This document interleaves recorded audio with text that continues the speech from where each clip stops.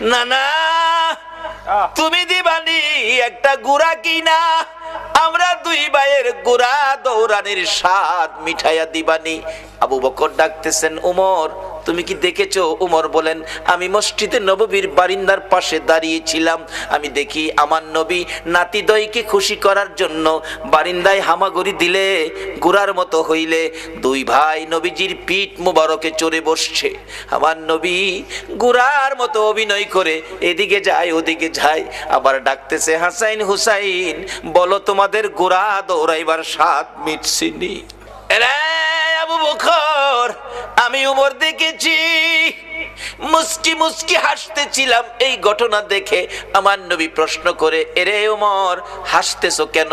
হুজুর হাসি কি ভাগ্য, হাসাইন হুসাইন কত দামি ঘোড়ার উপর সোয়ার হয়েছে।